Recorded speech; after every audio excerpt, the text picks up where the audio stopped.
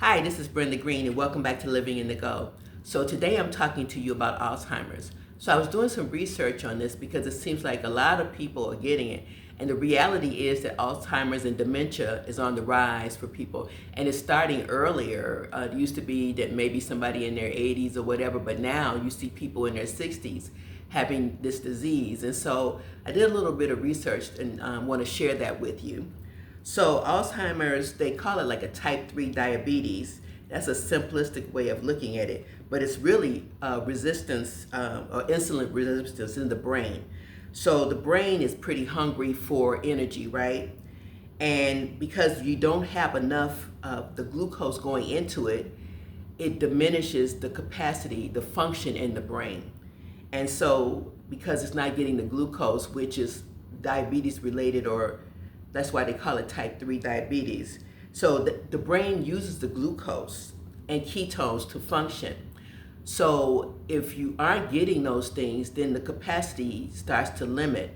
Your functionality starts to limit in your brain. And so you need that. So glucose needs to enter into the brain. And insulin is the gateway. In other words, insulin helps glucose get into the brain. So insulin will knock on the door and say, here's the glucose. So when your insulin is being resistant, then it doesn't signal the brain to open up so the glucose can go into it. So that's what really happens to it. So think about glucose as like that gateway is opening up the door to get that insulin in there. So if they're not getting enough glucose into the brain, your functionality goes down, then they're relying just on the ketones to function. It can be pretty tragic. And they're doing more and more studies because they used to think that it was plaque that was having people have more of the Alzheimer's and dementia symptoms. When the reality, they started doing more studies and they found that there were people who didn't have Alzheimer's or dementia and they had the same amount of plaque, so they figured out it wasn't the plaque, that it really is the fact that they aren't getting enough glucose into the brain. So that brain function gets reduced without the glucose. If you think about other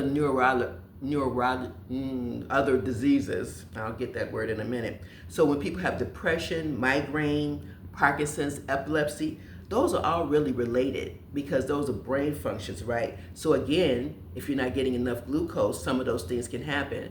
And so you want to find ways to increase the glucose. In other words, have your insulin functioning properly the way it should. So if you get your insulin measured, and that's not a test that they do readily, if you can find a way to have that measured. So in the US, you need to have 10 microunits per milliliter of insulin. If you don't have that, then you have the insulin resistance and your body is not taking in the insulin the way it should. We have a lot of people who have diabetes here. So if you think about it, if your diabetes goes unchecked, then that could eventually lead to you having Alzheimer's or dementia. So a little bit of information, hope that helps you. Thanks so much and have a wonderful day.